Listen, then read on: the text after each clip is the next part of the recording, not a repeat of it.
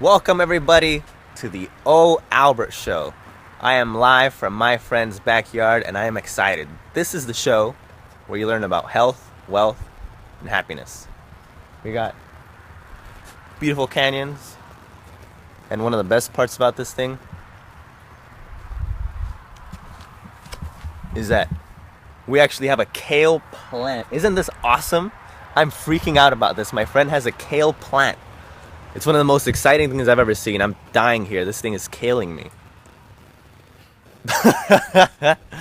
Okay, anyway, that's me trying to be funny, but obviously no one laughs. Anyway, all right. Well, I'm going to get the show started. I just wanted to share something with you before I sit down and do all that stuff.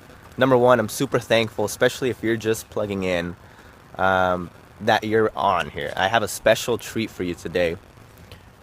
One thing that, before we go into that, one thing that I did in high school is, even now, I started the show to talk about health, wealth, and happiness.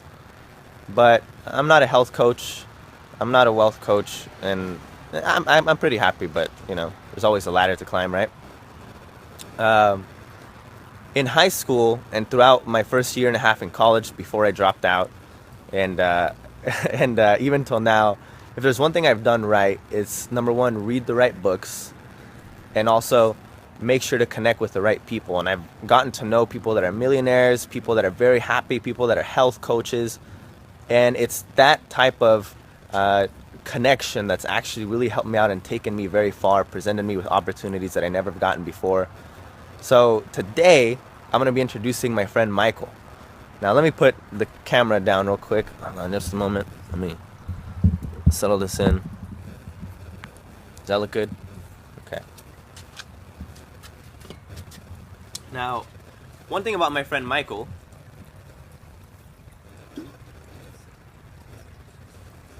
is that he's actually someone that's really family-oriented person, but he's someone that over the past few years I've gotten to know him and I've seen him develop. He's gone to Tony Robbins' event. He's seen other live seminars.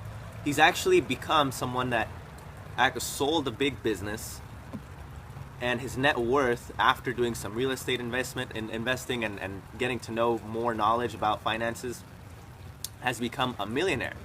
He started a blog called financiallyalert.com because he wanted to help others learn that same thing, that same struggle, or go through that journey that he went through. So with that, I'm going to introduce someone, Michael, that's just an amazing man. He's very friendly. He loves to help others, and he's someone that I truly admire and someone that I can call friend. So with that, Michael, come join me on the show.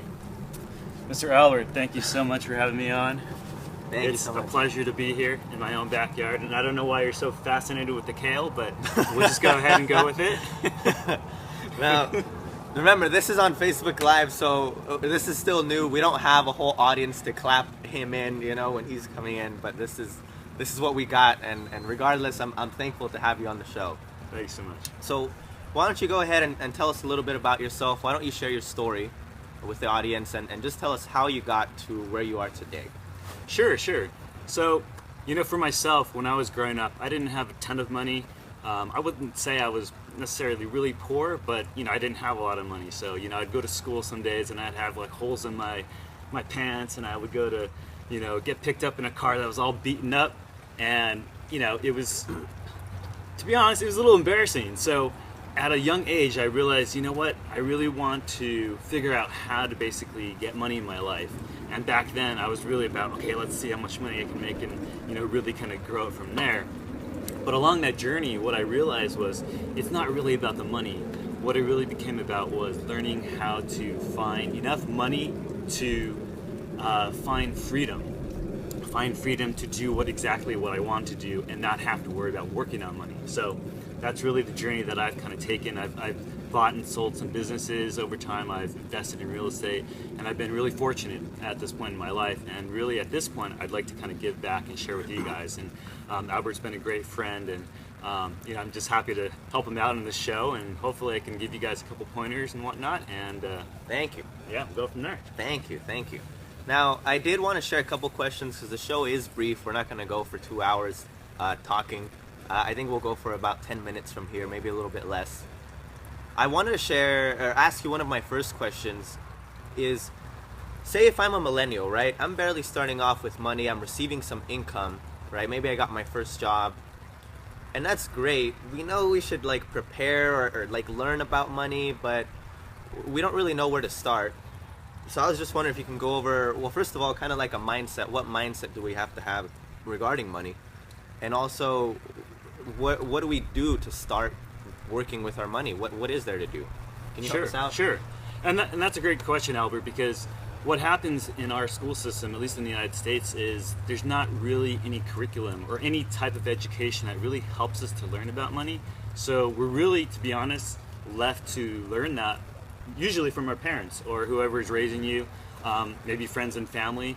And while that can be great, if you've got some great mentors in your life or great people that can manage money and stuff, that's awesome. But to be honest, most of us in America, we don't really manage our money to optimal levels. And so for, millennials, for you guys out there that are just starting out, what I want you to really understand is that it's not really about money. Money is just a vehicle to get you to point A to point B. And ultimately, where you probably want to go in life is to, like Albert brings on his show, is health, wealth, and happiness, because those components of your life will ultimately help you to reach your full potential. And ultimately, I think life is all about contributing to others and providing, leaving the world a better place than you found it. It's awesome. Thank you. So, thank you for that mindset. So, where would we start, I guess? I mean, is it just through like education initiative? What's the right thing that at least early on we have to make sure that we have to start with the show, or excuse me, not start with the show. Start with I'm still in show mode. To start with really taking advantage of our age. Absolutely. So kind of back to that initial education portion. I think it's really about educating yourself in the beginning, really understanding all the terminology. There's tons of terminology out there. And to be honest, you may not know what it means, and that's okay. The quicker you start immersing yourself in some of that information, the faster it'll become, secondhand knowledge, and you'll just start absorbing stuff. Like, for example, things now that you didn't know before. You wouldn't necessarily consider yourself an expert in finance, but probably much more than people in your general age range. And it's part of the journey so that when you do get those opportunities to make investments, that you can make really good ones. So one of the things that I want to share with you guys today is a couple books that really helped me out in the beginning.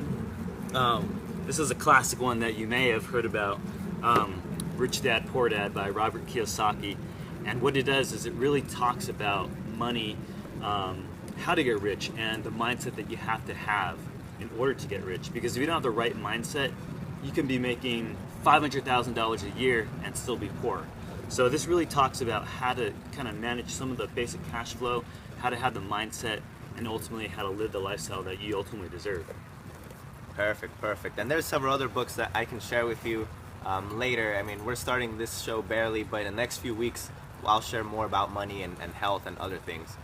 Now, the next question that I had was, okay, if I'm a millennial, we know we should save, but how do we start saving, or how do we save? I mean, some people are in certain situations where they barely just make enough that they can't even save, or maybe they have to help out to support their family. Regardless, what do we do to start saving today, or should we save? What's your idea on that? Again, that's a fantastic question, Albert. And what I'd really say to you guys is, if you're just starting out, maybe you just graduated, maybe you just exited high school, you're starting a new job, maybe you exited from college, you just graduated, and you're starting a brand new, an absolutely brand new, sorry, excuse me. You're starting a brand new job and you're starting to make a salary that you never made before. So all of a sudden you've gone from basically, maybe you had a part-time job, and all of a sudden your salary's jumping up, way up here. And that's the time to strike, is right when you're starting out of that job and you're making that new income. That's the time when you want to just save a portion of that. It doesn't really matter what it is, 5%, 10%. If you can do it, 20%. You want to save that. And the easiest way to do that is to automate that. And what I mean by automation is basically using a bank, some sort of online vehicle where it'll automatically take that out of your paycheck or take it out of your savings account and put that aside for you.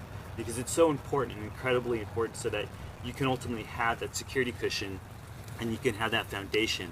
And it's more about the habit initially, basically setting the seeds and building wealth from the get-go. You may not see it grow really quickly from the get-go. I know the millennials, you guys like your instant gratification, but what you're ultimately doing is spreading some of those seeds, and you won't really notice it. That's the best part of it. You won't notice it because it's going to be taken out automatically. So check out a site like Ally Bank. That's a great one. They're paying about 1% on interest, which is much better than your local Bank of America might be paying like 0.07%, which is nothing. But it's not necessarily about the returns right now. It's more about getting into that mindset of saving something, putting something aside for the future.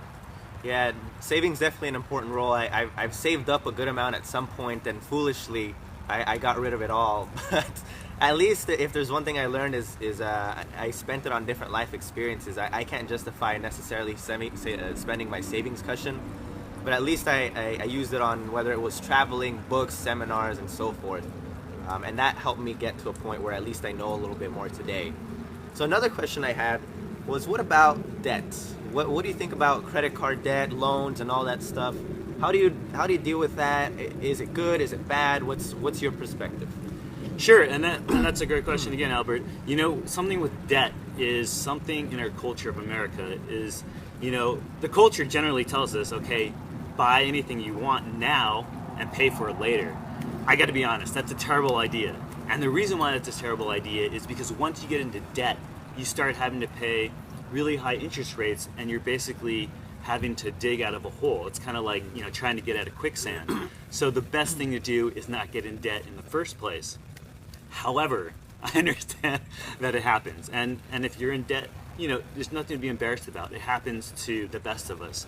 If you find yourself in that situation, though, what you want to do is do your best to consolidate some of those higher interest credit cards onto a smaller interest rate credit card, and start paying off that really high debt one. Because the higher the debt, if you're paying like something like 20%, it's going to really eat into all of that cash flow that you're bringing in from your job. So you really want to kind of cut it out at the beginning as best you can. Cut the legs out of that. Yeah. If there's one thing that I've put myself into is, myself, this is embarrassing, but I'll admit it, I'm very transparent with everybody. I'm $20,000 in credit card debt. And I don't say that scaredly, but I say that at least proudly that I know what it's like to be sick of it. And being in this situation, now I've made some cuts in my life that I can really start paying that off a lot faster. I've also reconciled some credit cards, but it's a monster. And if there's one thing I've learned is that, I've learned my lesson. Like, I don't want to be in this position anymore. I've linked pain to it. There is good debt, right? But that's maybe a conversation for a different day. And right now, I'm thankful to have someone like Michael, and it's pursuing people like his knowledge, the books, and all that stuff that helped me get out of it. So, next question, and this is really my last question that I had, was what do we do to start preparing for the future? Because as a millennial, when I saw that, okay, if I save $50 a month for the next 2 years, maybe I'll have like a couple $1,000s, but is that really a big deal? What can we do to prepare for the future? Because honestly, 2-3 years from now, I don't see that much money if I just keep saving $50 a month. Right? What do we do to start for that? Sure, and again, Albert, I think what you said is critically important. You may not think that $50 a month is a lot, but actually over the long term, it can be an incredible amount of money. Because what you really want to start learning about is compound interest, and that basically means taking your money and investing it in ways where your money starts to work for you. Putting it somewhere where it's going to grow with interest, and not necessarily a savings account. Maybe it's into the stock market. Over time, the stock market has returned, on average, 8 to 10% over 40-year spans of time, if you take a snapshot in different spans of time. So if you're getting that compound interest year after year, that $50 a month, if you're investing it into, let's just say, a low-cost index fund, we'll talk about that later, but if you're investing into the stock market over time, consistently, and not trying to time the market, what'll happen is that money will start to grow, and it'll snowball, and your $50 a month, when you're making more money, it might turn into $100 a month, then it might turn into $200, and as you start building that snowball, at some point, you're just going to wake up and be like, wow, I've got like this pile of cash that I can now basically, have as my security cushion, or you can use that money to basically build other vehicles of wealth and whatnot. Perfect. Well, thanks, Michael. I don't know if you want to mention any last words real quick, but I want to thank you for being on the show. I really appreciate you. Thank you. Thanks so much for having me. If you want to know any more information about me, you can go to my site, financialalert.com, and there I'll talk about specifics about money. You may not know necessarily what I'm talking about completely, but if you just start reading and start absorbing, you'll understand sooner than you'd realize. So, thanks so much, Albert, for having me on the show. I appreciate it. Thank you, and perfect. One challenge that I have that I'm going to challenge myself is to start automating my savings, and I challenge you to do the same thing. Automate your savings. So, with that, thank you for joining us on the ohAlbert Show. Join us next Friday at 7 a.m. And this is Albert signing off. Thank you.